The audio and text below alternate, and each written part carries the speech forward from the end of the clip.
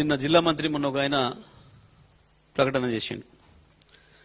నాగార్జున సాగర్ నిండినా మేము నీళ్లు ఇయ్యం రైతులకు. మరి వాటర్లో నీళ్లు కలిపి నీళ్లలో వాటర్ కలిపి తాగి మాట్లాడుతున్నాడా? సాగర్కు వచ్చిన నీళ్ళని ఆయనకే సరిపోతాయా? మరి వాటర్లో నీళ్లు కలుపుకోవడానికి బుద్ధుండి మాట్లాడుతున్నాడా లేక మాట్లాడుతున్నాడా? ఒకవైపు ఈ పనికిమాలి మంత్రులను పెట్టుకొని ఈ చెత్తనంతా చుట్టు పెట్టుకొని రేవంత్ రెడ్డి చేస్తున్న ద్రోహం నల్గొండ జిల్లాకు మహబూబ్నగర్ జిల్లాకు రెండింటికి కూడా. నాగార్జున సాగర్కి ఇప్పట్లో నీళ్ళు వచ్చే పరిస్థితి కనబడతలేదు వీళ్ళు చేసే ద్రోహం వల్ల. ఎందుకు అంటే ఇప్పుడు కూడా నాగార్జున సాగర్ పూర్తి హక్కులున్న ప్రాజెక్ట్. తెలంగాణలో కృష్ణానది అంతో ఎంతో ఉపయోగపడితే నాగార్జున సాగర్తోనే ఎడమ కాలువతోనే 4-5 లక్షల ఎకరాలకు నీళ్లు వచ్చేది. పైన అన్ని లిఫ్ట్లే.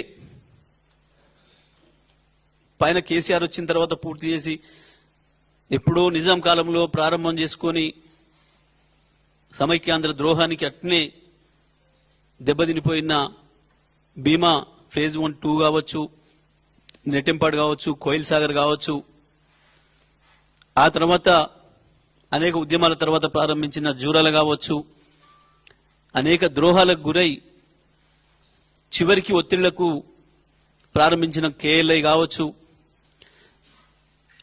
ఎక్కడ కూడా ఒక్క లిఫ్ట్ ఇప్పటి వరకు వాళ్ళు ప్రారంభం చేయలే. నీళ్ళు ఒకవైపు నుంచి వస్తున్నాయి, కనబడుతున్నాయి. నారాయణపూర్ నిండింది అన్నప్పుడే ఇక్కడ ఉన్న నీళ్లను మనం లిఫ్ట్ చేసుకోవడం ప్రారంభం చేసుకోవాలి. ఎందుకంటే మనకున్న లిఫ్ట్ల కెపాసిటీ చాలా తక్కువ. వాస్తవానికి ఇవాళ ఇంత ఎల్నినో ప్రభావం ఉన్నప్పటికీ కూడా మనకు ప్రకృతి సహకరించి ఇచ్చినందుకు మహబూబ్నగర్ జిల్లాలో 10 లక్షల ఎకరాలు అక్షరాల 10.5 లక్షల ఎకరాలు బ్రహ్మాండంగా మొదటి పంట పండించుకునే అవకాశం ఉండే మహబూబ్నగర్ జిల్లా రైతాంగం. కానీ దుర్మార్గంగా వీళ్ళ మోసానికి వీళ్ళ అమ్మకానికి బలైపోయి ఇవాళ మహబూబ్నగర్ జిల్లా రైతు కూడా ఎకరం నాటుబెట్టే పరిస్థితిలో లేరు. ఇక నల్గొండ నాగార్జున సాగర్ పరిస్థితి ఇంకా దరిద్రంగా తయారైంది. ఎట్టి పరిస్థితులలో కూడా నాగార్జున సాగర్ గేట్లు ఓపెన్ చేసేంత వరకు కూడా పోతిరెడ్డిపాడు దగ్గర నుంచి చుక్క నీళ్ళు తీసుకోవడానికి లేదు ఆంధ్రప్రదేశ్కి. వాళ్ళకు రావాల్సింది, వాళ్ళు తీసుకోవాల్సింది కేవలం వరద జలాలు. వరద జలాలు అంటే ఎప్పుడైనా ఏ నది పైన ఉన్న ప్రాజెక్టు నుంచి వరద జలాలు తీయాలి అనంటే చివరి ప్రాజెక్టు కింది ప్రాజెక్టు నిండిన తర్వాత మాత్రమే పైన వరద జలాల గేట్లు ఓపెన్ చేయాలి. ఇవాళ నాగార్జున సాగర్ చుక్క నీళ్లు రానేలేదు. అప్పుడే దుర్మార్గంగా పోతిరెడ్డిపాడు గేట్లు ఎత్తి ఏ రకంగా తీసుకుపోతున్నారో చూసినాం మనం. బుద్ధి లేకుండా నిస్సిగ్గుగా మన అధికారుల మెడలు వంచి సంతకాలు పెట్టించి బులెటిన్ రిలీజ్ చేయిస్తున్నారు రోజు పొద్దున. మన అధికారులందరితో నేను మాట్లాడుతున్నా. కేవలం 8,000 క్యూసెక్కులు తీసుకుపోతున్నాం మేము